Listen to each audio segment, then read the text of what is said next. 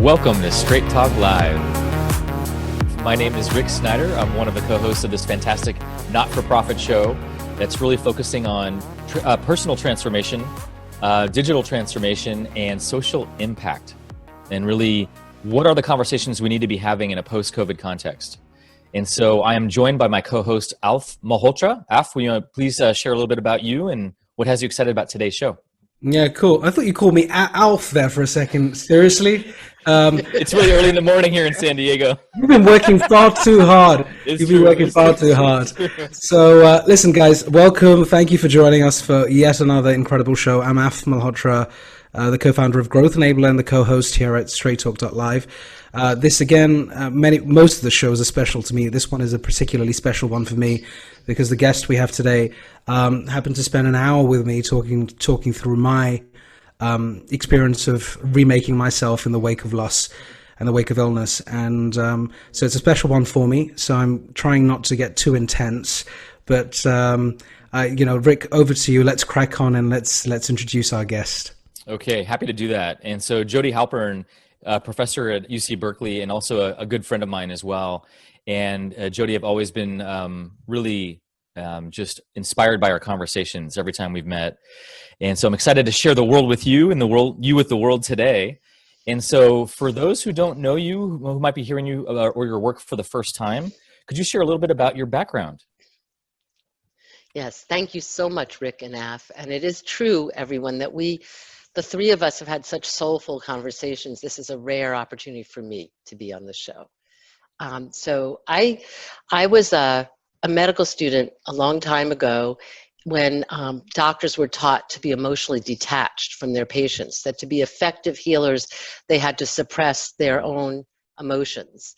And it really disturbed me during medical school. I would see patients in distress or families that were suffering, and doctors respond professionally but neutrally, and how hard that was for patients. So I became very interested in whether clinical empathy could be shown to really make a difference, not only in how much people liked their doctors, but in how effective medical care was. Excuse me. So I started studying many, many years ago the power of clinical empathy for healing. And I've been part of a movement now that's been really amazing with many people doing research, several of whom have been my students, but many people around the world showing that empathy is determinative of effective care in several ways. And I can tell you more about that. But it really changed my thinking. And then as I got older and had been writing about patients and families dealing with serious losses, and then of course experienced my own and my friends, and of course now with COVID, so many people's, I started thinking about writing not from the point of view of the doctor or the nurse, but the point of view of the patient or the family. What's it really like to go through these really serious losses? Why is empathy so important during those experiences? And so I spent 10 years now listening to people tell me about that. That's fantastic. And so one thing that I think the audience doesn't know yet is you have an up-and-coming book that's called Remaking the Self in the Wake of Loss. And this is the first time I believe you've shared about this book publicly. So this is a very special moment for all of us. And can you give us just some of the key threads or takeaways that do talk about how do you remake yourself in the wake of loss, which is something that's so relevant to everyone in our conversation right now with COVID, with jobs, with health. There's so many versions of loss that we're all facing and dealing with. So what are some takeaways that you think would be really helpful for us to hear in your research? I'll start with the personal, because I really study the psychological and the personal, but there's lots we could say about as a society, ultimately, what can we do? I know that's part of your show, so we'll get to that too. But the personal, which is my area, what I've learned from listening to so many people is that there's phases, basically. So, and it is relevant for COVID, because I think that the fact that we're about the 6-month point now is almost the transition that I've seen with people between coping and really changing as a person. So, for the first 6 months or a year, and often for the first few years with a serious illness, especially if you have to be go through treatment and hospitalizations, you're in the strenuous coping phase, and you're just trying to keep yourself from, in your mind, falling apart, and you're trying to keep your family together. Often people, especially, I've chosen to interview a lot of people who are pretty, in some sense, either driven, or, you know, it might be that they want to be a super parent, like an incredible mom, or it might be that they have a major career outside the home, but people who have high expectations of themselves. And during a phase where illness kind of gets in the way of that, they can't do things the same old way. It's really devastating. People just worry that their whole sense of self has been based on that, and they feel that their family, and sometimes, of course, financially, or just in terms of childcare, little kids, people do depend on them. So that's a coping phase of just getting by, and that's how I see the first 6 months of COVID, frankly. But then there's a period of time after which you kind of can't keep doing that strenuous coping, and people literally do experience themselves as, quote, falling apart. But what that really is, what the fascinating thing to me that I've never seen written about quite this way, is that that's actually, it's horrible to go through, but it's actually when real growth happens and real change of the self that can be really amazing, because you have to take care of yourself at that point. And so people have to, for the first time in their lives, many people accept their vulnerability.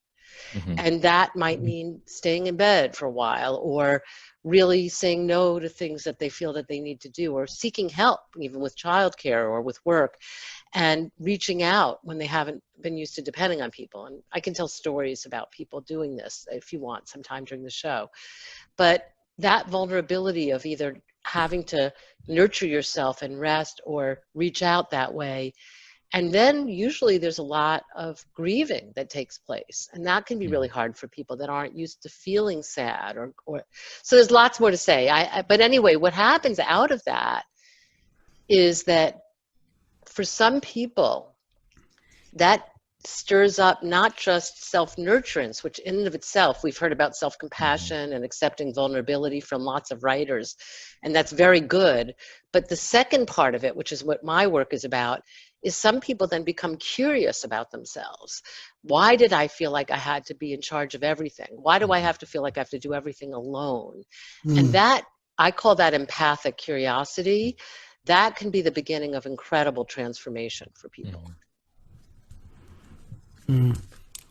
So can we, Jodi, thank you for that. Going back to the personal story, I just want to flip the coin for a moment. And this relates to, you know, people who sort of turn the communication off. So you talked about grieving, you talked about not accepting, and you talked about, I think you talked about acceptance or accepting vulnerability. But what happens? I mean, do you see situations, and with COVID, it's also going to you know, spring up at some point where people are struggling to cope. I mean, there's one side of this which is about the, as you called, empathic curiosity, but there must be another side to this, the sort of yin and yang, or the other side of the coin. What's the other side of the coin? And the study that you're doing, what has sort of, I'm trying to work out what has compelled you to study this. What's the why? You know, why does this need to be discovered, and why is this work more differentiated or special versus the other work that's out there? I'm just trying to get my head around this. So two parts. One is, what's the dark side of this? What happens when someone shuts everything down? And I guess what's the bright side of this, which is, I presume, one part of what you're researching as well. That's a beautiful question. I'm trying to think about how to frame what what instigated this work, without, in a way, putting down what instigated this work, because what instigated this work was progress in and of itself, which was this movement towards a lot of self-help books about 10 years ago that came out about self-compassion, about self-acceptance, about vulnerability, very famous writers about those things. But they came out in a context often, some of the titles of those books were Bouncing Back, Bouncing Forward, You're Stronger Than You Think. And those books basically almost made it sound like, in addition, if you're ill and you have to parent or do a job, or you're in COVID and you have to take care of things, almost that you should also make sure you're meditating a certain amount of hours a day, you're treating yourself well, whatever. And I just saw a lot of people feeling just pressure to consciously act or cultivate compassion or cultivate meditative centering as another driven thing and another self-blame. Especially I've seen this with people with cancer that I've worked with quite a bit, that if their cancer recurred, they blame themselves for not thinking positively enough. And so the positive, I say that my book is in a way response to the positive psychology movement, but the truth is there's incredibly important research in that movement, and I work with a lot of those scholars. So that movement was a movement against some other things 10 years before that. So there's a lot of progress. That's how science goes forward, by the way. I mean, that's what our government doesn't understand, is you always get some things wrong, including obviously what I'm doing is getting some things wrong, and someone will critique it 10 years from now. But there was such an emphasis on conscious positive psychology, and I'm a psychodynamic psychiatrist. And the nut discovery of my work is that you can consciously do all those things. Try to be good to yourself, try to cope, try to understand yourself, try to take care of yourself, try to be accepting. But really, you can't get very far. And people that I've worked with, I'll tell you a couple of stories, but you can't get far if your unconscious is really self-critical. And so the key to unconscious change, which is really what has to happen, is realizing that your imagination is your worst enemy. Your unconscious imagination, emotional imagination, is your worst enemy, but it can also be your best friend. So we all have unconscious fantasies that we formed as babies or little children to cope with our early childhood. And we all have unconscious fantasies of who we are and how we need to be. So for example, one of the people that is in the book is a woman who I tend to keep in touch with the people I interview afterwards. So I watched them over 10 years now. So when she was in her early 30s, this was a very dynamic woman, an international leader, an athlete. So again, I have a lot of people like that in my book that just have this incredible energy. And she was diagnosed with advanced ovarian cancer, which is sadly, and I don't want to scare any readers, but the stage she was at, which was an advanced stage 3, is often people see it almost as a death sentence. And she was told that there was some experimental treatment that was very, very, very aggressive. It would cause a lot of effects on her body, but it was sort of her only chance. And she said, let's go for it. And literally like that. That was how she did things. And she had this treatment. And now it's 15 years. I met her 5 years after. I only interviewed people at least 2 years after because I wanted to see how illness affected them over time. And now I've known her and been friends with her for 10 years. She basically has had devastating side effects. She survived. She's over her cancer. She'd be seen as a miracle, but it caused so much change in her endocrine system, her body, her physiology, that she has a kind of exhaustion, which makes it hard to be awake and functioning mentally and physically more than 3-4 hours a day, a few days a week. And so for years, she was furious at herself not being able to do more. And it took a long time to diagnose. One of the things has to do with her blood pressure and how it can't adapt when she's sitting up or standing up. One thing has to do with seizures you can have that are silent seizures, but you can't work, your brain can't work during those things. It's taken a long time to figure out what the causes of all that were from the treatments.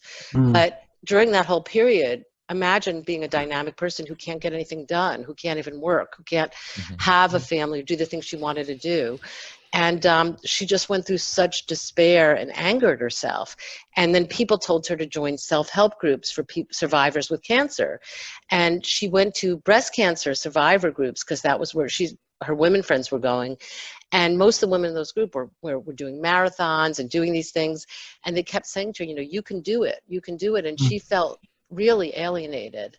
And what happened is she had a friend with alcoholism, and she wound up going to a 12-step program to deal with codependency. And she learned, as you do in codependency with alcoholism, that you have a grandiose idea that you can save someone from something that you have no control over. And she started to realize how much she couldn't believe that there was nothing she could do, just nothing she could do to get rid of these problems. And she saw herself and her imagination as even a bigger problem than the illness itself, and that she was always boxing with God, trying to get rid of this terrible affliction. And she basically started to realize that it was that conviction that was unconscious that was driving her life. And she went through a tremendous grieving process. And coming out of that, which was many years ago, she accepts her life truly one day at a time, and has been able to write an incredibly funny column, and I think it'll lead to a book, but also have relationships with people where they understand that she may or may not, she may have to cancel. She bakes right now for COVID to raise money for the food bank. She has beautiful, deep relationships, and she uses her incredible skills as a writer, but she really understands that there's nothing she can do to have more good hours in her day, but she can make the hours really deeply meaningful. But it's a whole different attitude about herself. So she had to go through a deep transformation in her fantasies about herself. You know, a lot in my book also, I talk a lot about the inner critic and how to work with the inner critic. How do you listen to the voice of your intuition versus the voice of your critic?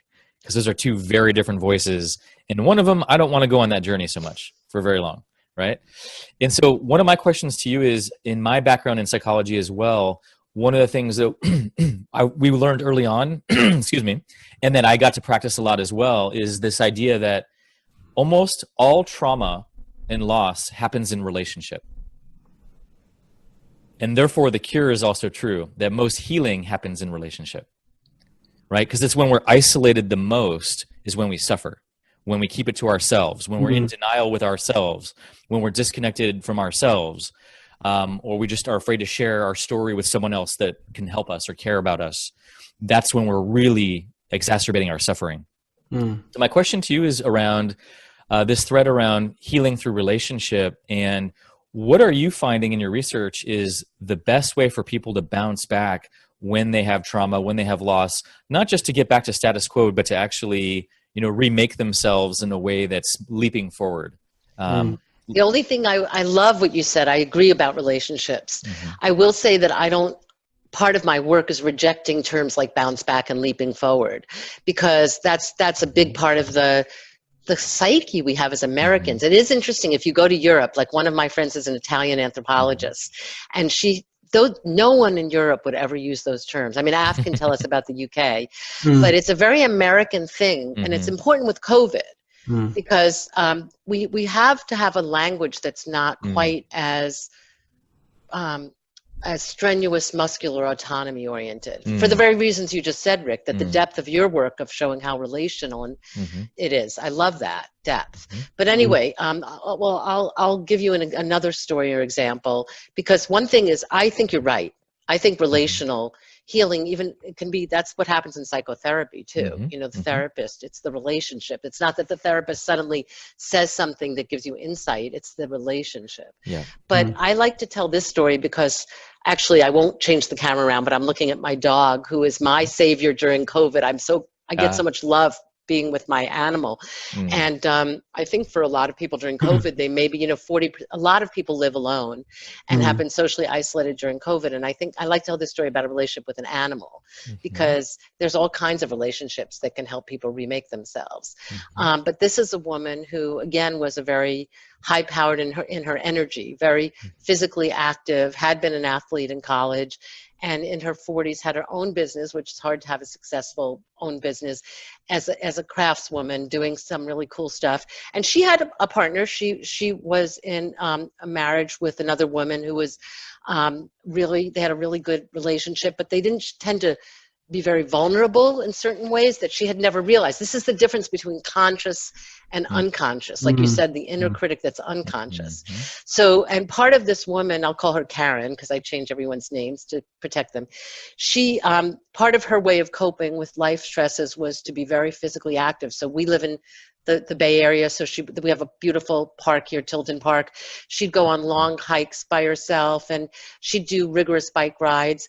But she had juvenile diabetes from childhood. And in her childhood, that's type 1 diabetes. That's the kind of diabetes where it means that you can suddenly have a huge drop in your blood sugar. And she usually get that more as you get older. But when she was younger, her parents were not very involved with her. She talks about taking care of herself by herself as a child, which parents will know if they have a child with this. It's hard to imagine not being very involved with your child, because there are risks to children, very serious ones. So that showed me a lot, that she'd been very stoic. She'd had to live with a lot of risks and a lot of fears probably as a child by herself. That was probably why she never told people when she wasn't feeling well or she was vulnerable, even her partner, really. But then when she was in her 40s, suddenly her blood sugar would start to drop. This happens. And she would suddenly drop to like 25, which you can totally have a seizure and die. And her partner would find her on the floor confused and give her orange juice, but there was a real risk to her life. And so it wasn't safe for her to be alone, going on hikes, going on bike rides and doing everything, but she didn't know what to do. What she wound up doing, which was really creative, and I'm trying to make the story shorter, is that she wound up finding out that there are support dogs. There are dogs, just like we have dogs for the blind. There are these amazing dogs that are trained to be with someone with diabetes because they can smell when your blood sugar drops. Wow. These dogs are amazing. I love these dogs. And so she trained with a dog, did all the training, and got this dog who was named Billy, like Billie Holiday, the singer. And she became so close to this dog. This dog went with her everywhere, and would basically bark at her when her blood sugar was dropping. Wow. And she would take a protein bar or take something, and then the dog would stop barking when her blood sugar went back up. It's kind, and I've seen it. It's amazing. Wow. And so that became so important to her and this dog. And then the dog got cancer. The dog got a dog. They're like labs. They can get cancers. And that was so even all that time, she was never really different unconsciously. But when the dog became critically ill, she went through that deep falling apart vulnerability phase where she couldn't just not depend on other people. And so she suddenly reached out to everyone in this. She just didn't know what to do, who could find a way to help treat this dog's cancer, find ways to help take care of the dog. And she got a lot of support around the dog, and the dog survived. Billy survived. But that was a transformative period because she couldn't stop essentially grieving and needing other people's help. And so after that, her life is radically different. She spends a lot of her time volunteering at a center for families of children with cancer, working with the families and helping them with their children communicate and hear how scared their children are, and the parents learn to listen to their children, which is of course repairing her childhood where her parents weren't there able to be there for her with her diabetes. And she's very relational now. And she spends her days being with other people in these very emotionally deep ways, even though she had been a loner before. Wow, what a story. We had a comment coming in when you said, sorry, they're long stories. I think that people are enjoying the stories, and I think this, I think the comment was, please elaborate, please keep elaborating, because I think to be able to understand something like this, we have to be able to understand the context and the that sort of thread that you're drawing and you're depicting with these events is very important. Then to relate back to how someone may be experiencing trauma or loss themselves, or has experienced that in the past. So please continue with that detail, because it's important. That quality is important. I had one question. Sorry, Rick, were you going to ask a question? Go for it. I had a question about that relates to, so going back to empathy, and which is of course a huge area of focus for you. So well, firstly, it might sound very basic for you to do this, but I think could you describe what you mean by empathy? Because I think it's been juggled around quite a lot over the last couple of years, and a little bit like the terms, when you speak in English, there's so many languages out there, but in English we have all of these very sort of supportive and positive words like, bouncing back, making it happen, and all those good things. We don't use those words in Europe as often. We're a little bit more timid, and we say perhaps, or interesting, or somewhat, or not bad. That's the sort of, how are you feeling? Not bad. That means I'm feeling good. And so we are at a different level. A little more understated.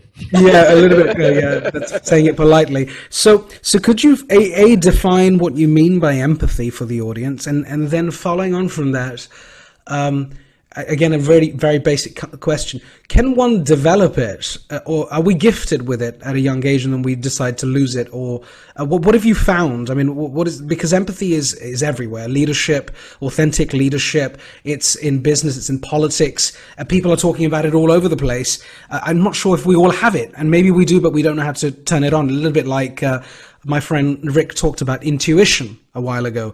So could you just touch on that for a moment, and then I would love to take another path from there on. Yes, thank you for that question, because actually to this day, even in the field of where people study it, which has been my whole career, people disagree about definitions. So this is not to say this is the only definition.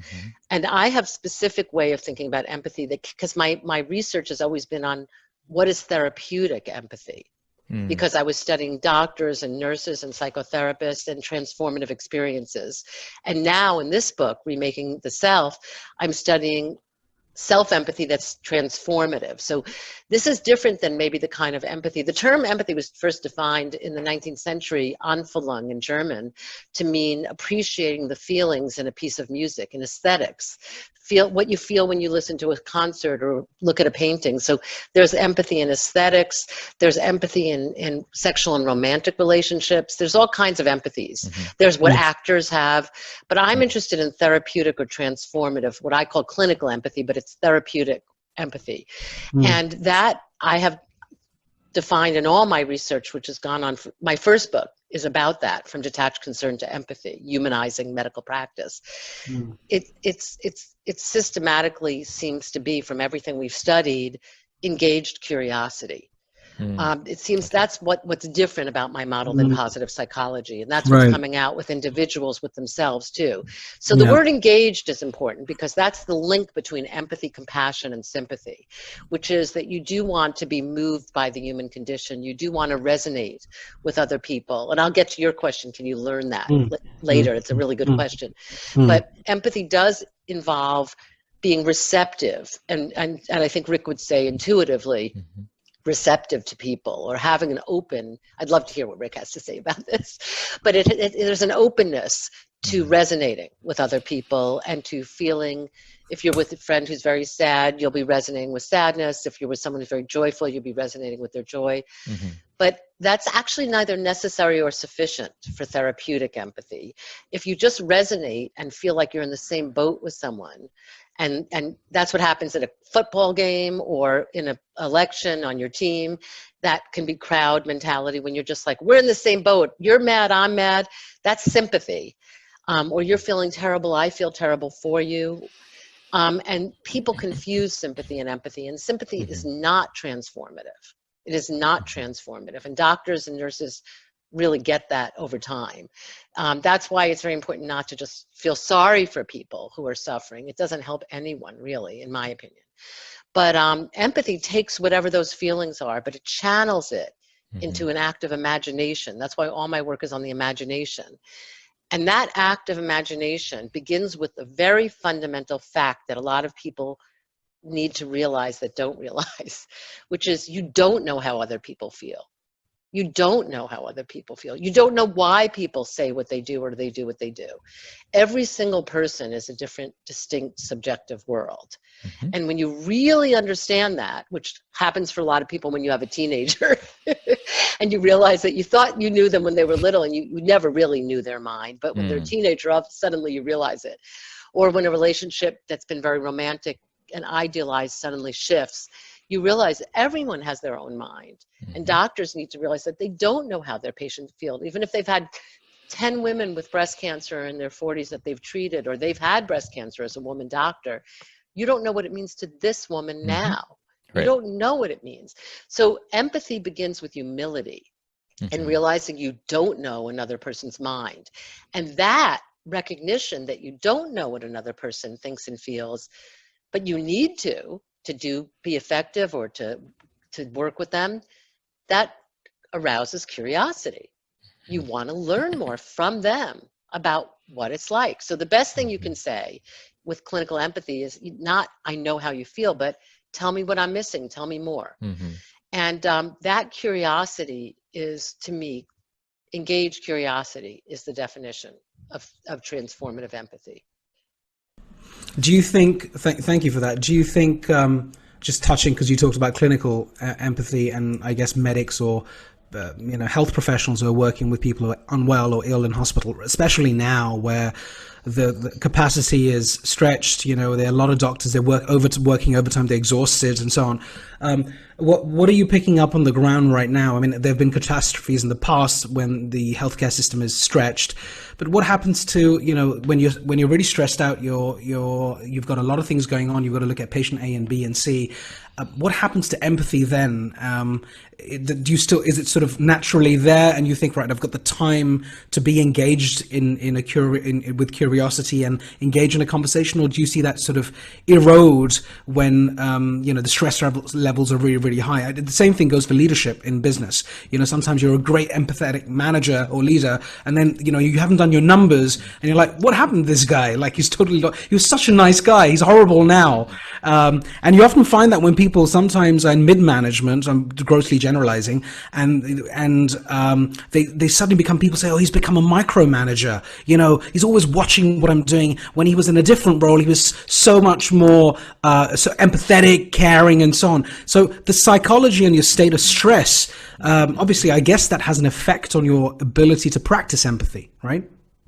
Absolutely. And I'm sure every listener during COVID knows this just from their family relationships in the home. I mean, we know at the worst moments for people are when there are moments, and this happens with people across the educational spectrum. Domestic violence is very prevalent. Correct. I mean, I always like to say that people like the three of us are subject to domestic violence, etc. It's not something that should be hidden or stigmatized. People should get help for it. But we see child abuse, domestic violence and happening in COVID. But in more mild cases, I mean, I don't know a family where people haven't lost their tempers with each other during COVID and at least stressed out and stopped empathizing adequately, especially parents of young children. So it's almost impossible to be your best self when your amygdala is charging. That's the point. The amygdala charge, and that's why rousing people in political elections towards hate and anger is so terrible, because that undermines empathy that could be there. But so one thing, in the hospital and such, that before, when you're not in a crisis, when you have time in the hospital, but I always teach doctors, I write a lot and work with people a lot about how to empathize when you're in a conflict with a patient or family.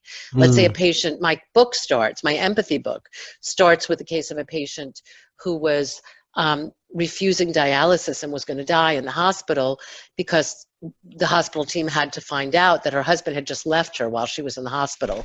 And until they could really listen and find out why she didn't want to continue on dialysis, they were mad at her because she was recovering from surgery and suddenly wouldn't accept dialysis, and they would have a patient die for, in their view, no reason. And so nobody could have empathy and curiosity about why she was refusing dialysis. So there's many cases where you can teach people how to cultivate curiosity during crises, and I've done work for decades on that, which has to do with take your own emotional temperature, realize that you're in a fight or flight mode, walk away.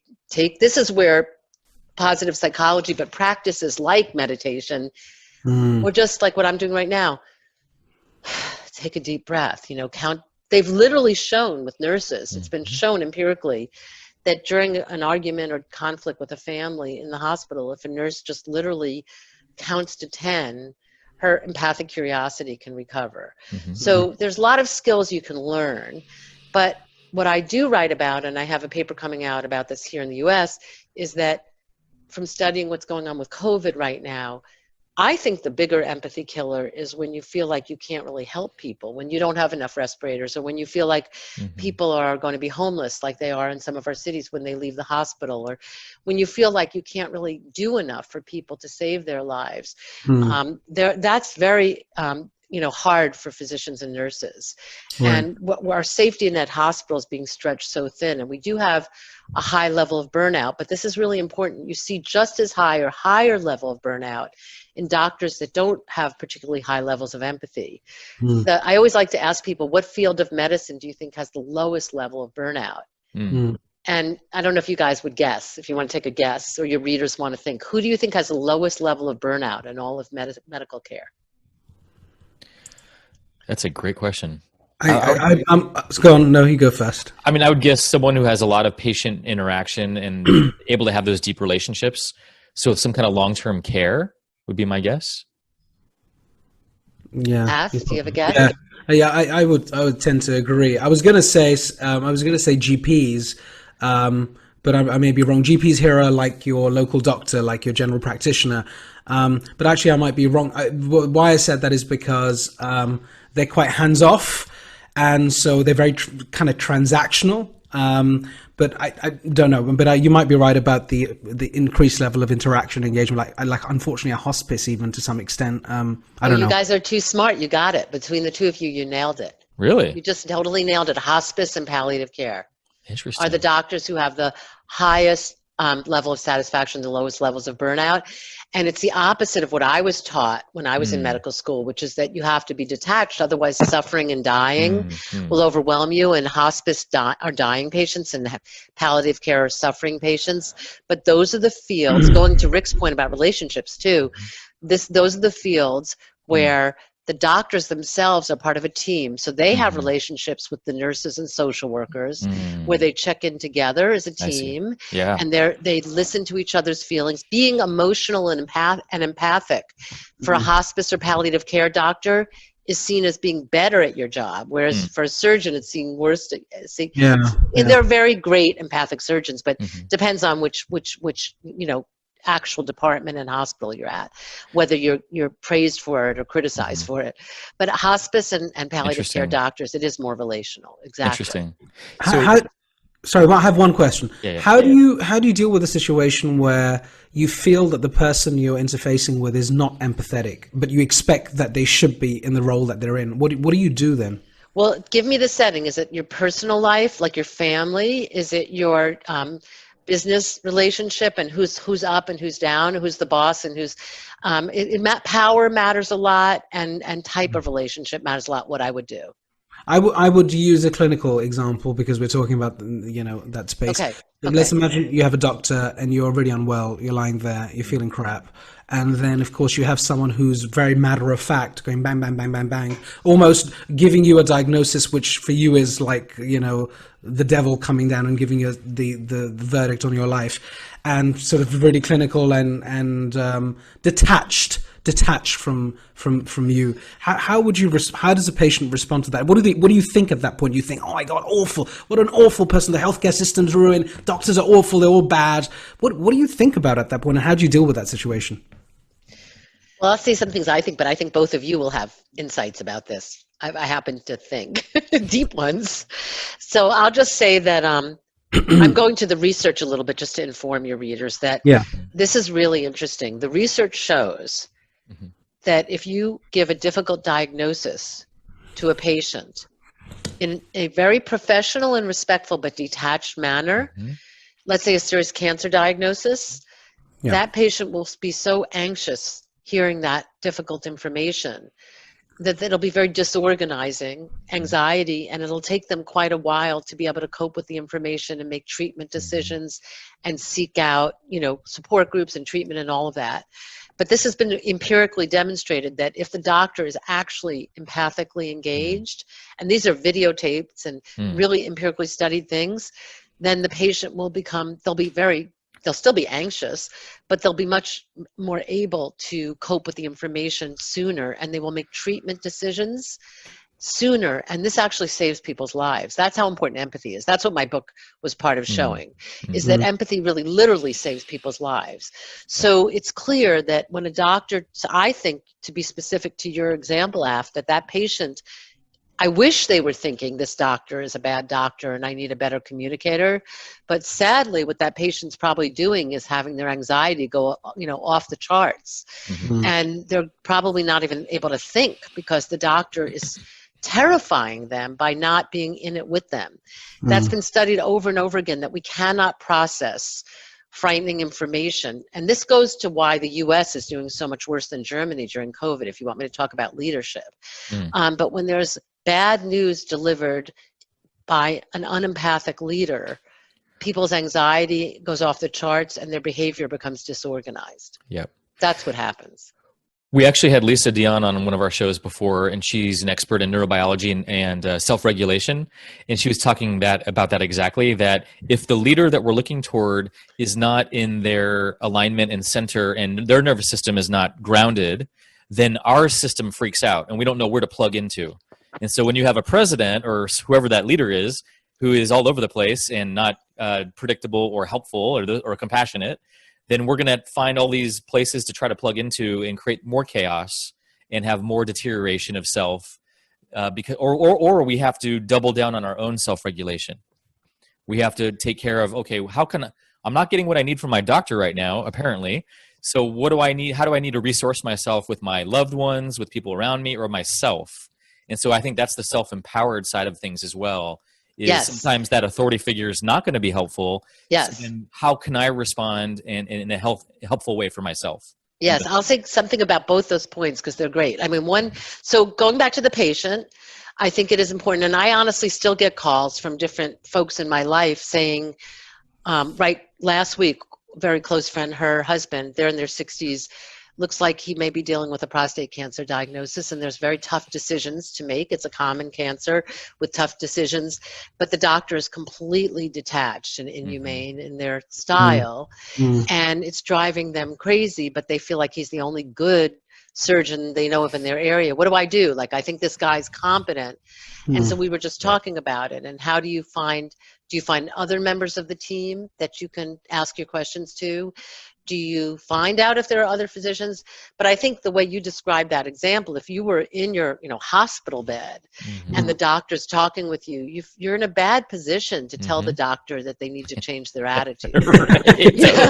So I think that vulnerability and the power structure has to be respected. Yes. But I do think that you can still make a request and say, sort of like you do with family members, if there's one moment that the doctor showed some compassion or understanding or hopefully empathic curiosity, you can pick on that and say, when you asked me what this is like for me, it meant a lot to me, because I find that not only do I need your surgical expertise, but I need you to hear more about my side effects, or so you can do that way. But the best thing is to be in a more empowered position, not that vulnerable.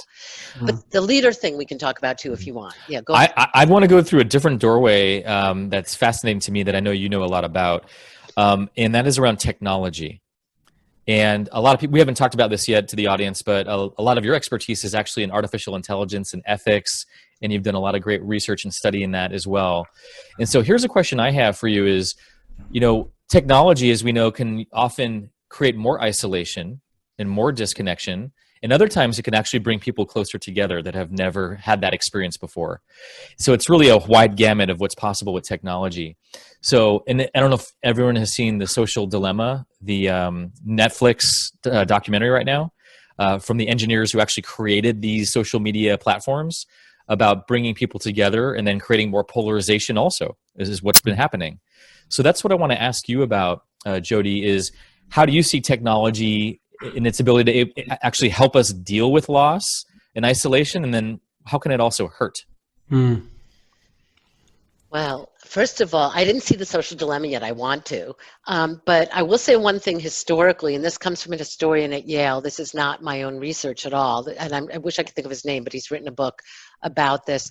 But it's really important to realize the idea that the social networking and, Facebook and other services, we thought, we seem to have been very naive a couple of decades ago when we said this will unite the world and bring people together across differences, because we actually had plenty of historical lessons that just the opposite happens. And he makes the argument that the telegram basically triggered World War I, and that television and phone usage triggered World War II. And basically his arguments, which are really incredibly interesting, are widespread technological abilities to connect actually can worsen tribalism, because then people can find more and more people that are going to see the world just their way. Yeah. And not, whereas like in your community, in your neighborhood, when you have to just be on foot or take the bus, go to the grocery store, you meet people who are very different from yourselves. But that segmentation, I mean, this idea that we'll just suddenly be really empathically curious about people across difference, the technology alone doesn't build that muscle. And that we need to build that muscle in the kind of ways we're talking about. So that was really interesting. So there's a naivete in thinking that if we just have more connectivity, we'll have more understanding across difference. But I think that I think that we need to build that muscle the same way we do.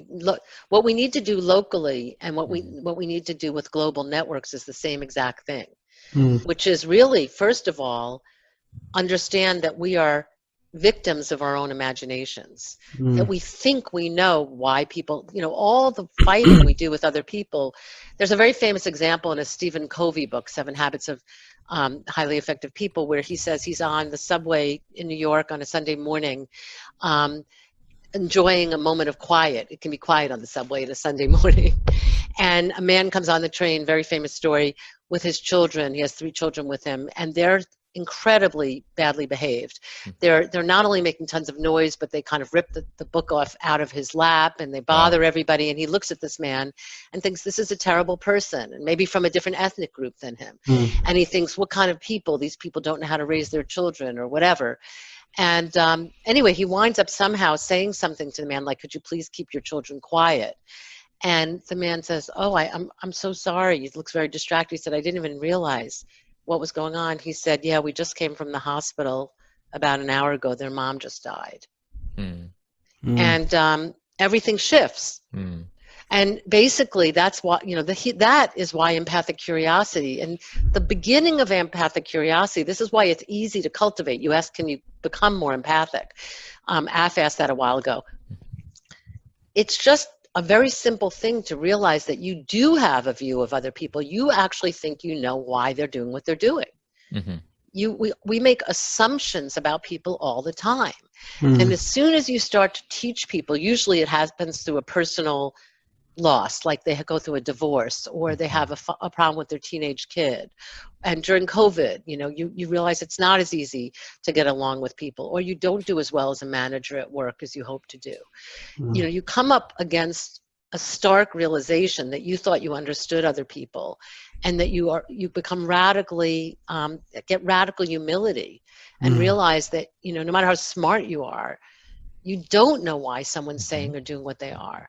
And when you realize that, and you become genuinely curious, empathically curious, that's when social networking becomes different, because you want to learn about people different from yourself. So there's great technology then. Like, I'm involved in the virtual reality. It's an international community sponsored by the Red Cross and the UN, using augmented and virtual reality to help you get inside the world of other people. So for example, trafficking, there's an augmented reality video where you can go to certain countries and go on certain corners, or even here in Oakland, and see where people have been trafficked. Or you can have, there's a famous virtual reality film called Clouds Over Sidra, which many of us have seen. The New York Times sent it to many people, where you're inside the life of a girl in a refugee camp. And seeing what her life is like from the inside out. But there's wonderful uses of technology that are sparked by curiosity. People crossing the border, and how terrible and severe the border crossing is, in the southern border in the US. Or what it's like, my favorite, and it's a terrible thing to experience, but it's the most effective, what it's like to be in solitary confinement, which is a kind of torture that still goes on in the United States. So all of these things are using technology to help people get inside the world of someone who they don't know what that world is like. I think you touched on a very important one. I was going to raise AR, VR, and gaming. Actually, another one, which is gaming. When you blend gaming and the gamification advantages with AR, VR, augmented or virtual reality, for me, I have a deep imagination, a wild one at that. I'm sure we all do a little bit, and I can think catastrophically. I mean, I can think of catastrophes, but I'm not a negative guy. I'm a super sort of realist optimist. But I always think to myself, well, actually, my imagination, I want to try and hold on to my imagination. I don't want to lose it because it's becoming scarce because you've fed so much nonsense from all of these channels that keep coming at you, the social media and so on and so forth. And so I haven't done it yet, but I do think there's something to be debated and discussed where maybe virtual reality, when 5G kicks in properly, and a bit of augmented reality on top with gamification will allow human beings, in this case, I'm giving my example, to try and think of a situation like I haven't seen the movie around the young child I would like to, where you can build context and empathy around all sorts of people in your life. So when you have a conflict, where does conflict really come from? When you actually turn off the empathy volume and you're like, well, this person's horrible because you said the amygdala's charged up, so I'm in fight or flight mode. I'm not even thinking about whether I want to build a relationship with you or anyone for that matter. And I think the AR VR could be a really good thing for the next generation. I do think we are more able at this generation. I mean, I'm probably the last in my early 40s, the last one of those. I was discussing it with my wife the other day, but I think the younger generation, because they're so buried in the mobile phone, I'm not sure how much empathy they're actually channeling outside of the text messaging and the Instagram or the TikTok. And I wonder whether the AR, VR is going to be their route to building empathy when they eventually do meet someone face to face. I don't know, but I feel that's the way forward, and that's the goodness of technology, right? You just covered so many things that I'm interested in. Like, I love it. But I just want to say a couple things. I just want to, because it's COVID, and I know a lot of the viewers are dealing with hard things, all of us are, I want to say one thing about, you bring up catastrophic emotions or thoughts, because all my work is about that. My scholarship and why I'm a full professor at Berkeley and all of that is based on a model I have of concretized emotions or beliefs about the future. The unconscious imagination can make us catastrophic. So my book on empathy begins with this catastrophic thinking that makes people want to die or lose their life or give up during COVID. There's so much catastrophic thinking than COVID. We'll never get out of this, or things will never be the same. There's so much catastrophic thinking about climate change. I mean, climate change is real. It's so serious. I'm living in California where we've had 30 days of smoke and can't even breathe the air. We must be. Catastrophic thinking is actually a defense against action, my work has shown. So that's why all my work, that's why my model of empathy is about the imagination, engage curiosity, because it's specifically meant to be a way to dissect and move beyond catastrophic thinking. Because we all have unconscious catastrophic thinking. And what we need, I love the way you describe yourself, I would describe myself similarly, which is my mind can be very catastrophic, but I've learned through empathic curiosity with myself, right, challenge it, and it doesn't go away, but it doesn't get in the way of my actions. I'm still going to take positive actions. Anyway, so that's what I think about all that. And then when you bring up the imagination and the use of, we talked about VR and AR can help the imagination. The last thing you said is about this generation, and I have different views of it. I think that they're interesting. We know they're anxious. We know, we've seen from Gene Twinge's work has shown that there's more anxiety in this generation because of less face-to-face contact. And of course, COVID's made that worse, but I'm not sure that they're less empathic. I think that needs to be studied, and how empathy is shown. People show it differently.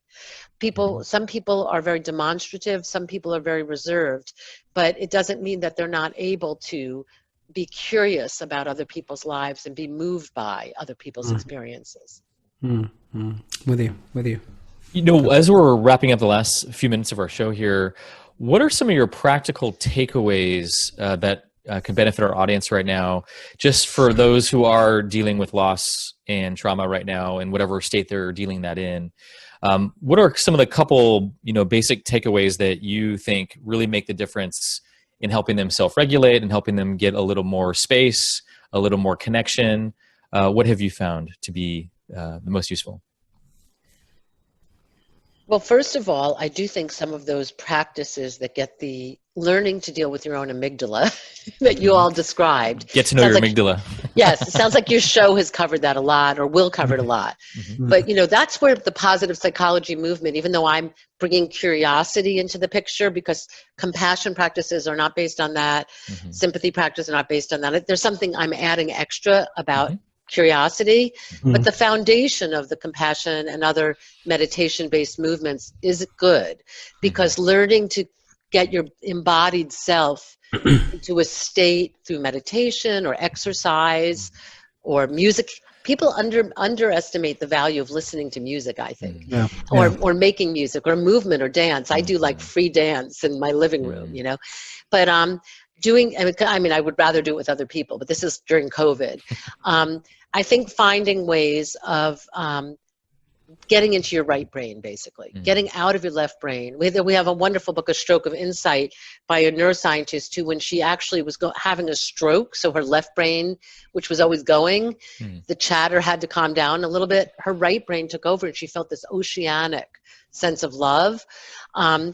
So we have all of that in us. I mean, that's why a lot of people, that's what the psychedelic movement with end of life is looking at. There's so many different movements that are trying to get people to shift from their left to right brain. So anything that gets you in your right brain more is going to help soothe you, which is what meditation and other things are trying to do. Just getting into a state of just being and feeling the fullness of being in the moment. So I'm trying to do that more myself during this moment and take a breath. So that's all good practice. And it can be gardening. It can be humor. I find a lot with laughter, with just joking. I mean, watch comedy. Listen to comedy. Don't just watch the news. So that stuff's good. But then this deeper practice that's more transformative, that's a good coping practice. And with that, though, is the transformative use of curiosity. And that's where realizing, this is quick, but you're not a one-person psychology. No one is a one-person psychology. Every person is at least a 2 or 3-person psychology. That's what I teach. So we have different parts of ourselves within our head from our earliest childhood. And that's where you talk about the inner critic, Rick, but that inner critic is another part of yourself. So basically be curious, like the person I interviewed who had finally realized in a 12-step program that she was treating herself with such pressure and expecting such perfectionism from herself. So I think getting into a practice of being curious about what kind of pressure are you putting yourself under, or catastrophic thinking. How do I know that things are going to be so awful? I mean, and not being critical of yourself for being catastrophic. You don't want to. It's just like with food habits. If you are eating foods that you think are bad for you, being critical of yourself for it will make it worse. But if you can be gentle and loving and saying, okay, I need this cake right now. Let's wake up tomorrow and be curious. What made me want the cake then? Oh, I felt a little bit lonely. Well, maybe I can call my friend. But anyway, the deep curiosity, and some people use journaling to do that. Some people use just talking to a friend to do that. But I think that it's a mixture of not self-indulgence, but self-care that we all know, getting to right brain, getting to the creative parts of ourselves, but then being curious about what we think we know about ourselves. And just simply, a very simple thing is, whatever you've been doing that's not working, I do the same things all the time. And sometimes I have to force myself to go out of my comfort zone and mix it up. So if I've been really being a loner a lot, I work a lot and make sure I do reach out to someone, even if I don't really feel like I need it. And if I've been very social and on social media a lot, make sure I take a quiet walk by myself or with my dog. So do the thing you haven't been doing and mix it up. One last little micro point here is I love what you're saying about the self-care practices and the different, paying attention to your diet, exercise, all those things are so critical. What about media diet? And here's what I want to ask you about really quick is it's pretty obvious that the media can often make its money off of catastrophizing events and get us all hooked into the next episode. Fear is addictive. Fear is super addictive, and the media knows that. It's been peddling it for a long time in general. So how do you balance staying informed but not being overwhelmed by the fear of, what's on your television? Well, I'm sure both of you will have good advice about this too, but I think that it feels really important right now to to know what's going on, but to limit the amount of time I take in news. And people will come up with different amounts. But for me, there's got to be a good part of the day that's where I have real impact and connection. So I'm a teacher. I mean, my main job, even though I write, I'm a Berkeley professor, which means I'm teaching and mentoring every day. And I'm listening to young people, and I'm doing a really concrete job every day. And then I'm with my family. I have a teenage son. So, I mean, I'm dealing with other people. I'm dealing with my dog. So just to have a lot of relationships like that. But when I've had times where I've been more alone, it might be phone calls to other people. Or, you know, I mean, Zoom can be good. I Zoom with my elderly mom who's living alone. And it's really, that's where I'm thrilled that we have that connection. But I think that the other thing, just to be really honest, is I have an hour of media at night, however late, of an ongoing TV series that's compelling. And some of them are high adrenaline. Some of them involve, I don't know, I'm in the one right now that is International Money Heist. But, you know, it's not, I mean, sometimes it's comedy and it's really kind of heartwarming. This one is not heartwarming, but it's really compelling. But somehow the adrenaline of that makes all the newsreel things fade away. But we all need something, but I would limit my diet of things that are both frightening and that I'm impotent to do anything about. By the way, you can vote.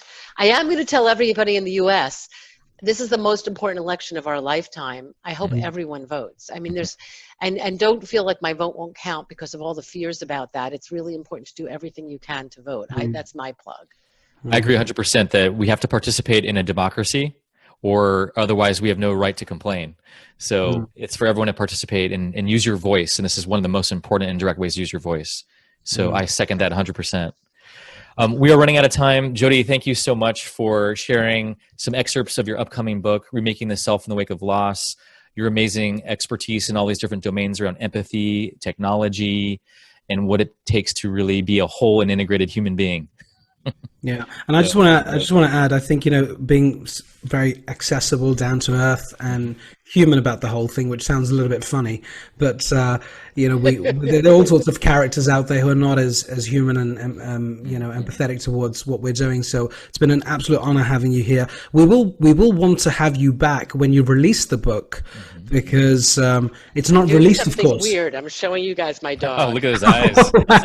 Wow. Because when you said how human I was, my dog licked my elbow. There we go. Humans aren't the only good things. Jodi, how can people find out about you? Where should they go to learn more about your work? JodiHalpern.com. JodiHalpern.com. Excellent. That's so the best JodiHalpern.com. Excellent. JodiHalpern. .com. Excellent. And we'll have Jodi's profile on our website as well, right? Within the speakers community page. So if you want to go on that page, we'll update all of her LinkedIn profiles and stuff like that, so you can access it. The only thing I have is JodiHalpern.com. I don't do LinkedIn, Facebook. Okay. I do no social media, but I have because of my workload. But I'm on JodiHalpern.com. Excellent. Sure. Cool. Well, thank you so much for your participation and engagement today. Fantastic. We'd love to have you back. And then I also just want to give a little plug for next week. We have one of the most brilliant designers I've ever met, and I know personally, Brian Collins, he is actually the CEO of Collins, and we're going to talk about design and the future that we are building. And just like what you talked about, Jodi, what's the language that we don't even have yet for this new world? And did you know that design thinking, the first step in design thinking is empathy? Oh, cool. So there's a total link. But I want to thank Rick and Af. I tell anyone who has the great opportunity to be on this show that it was just an amazing experience. It's wonderful. Oh, thank you. Thank you. It's very kind of you. Thanks. Very, very kind of you. Thank you. Have a wonderful, wonderful evening, everyone. Thank you very much, and namaste. Namaste. Take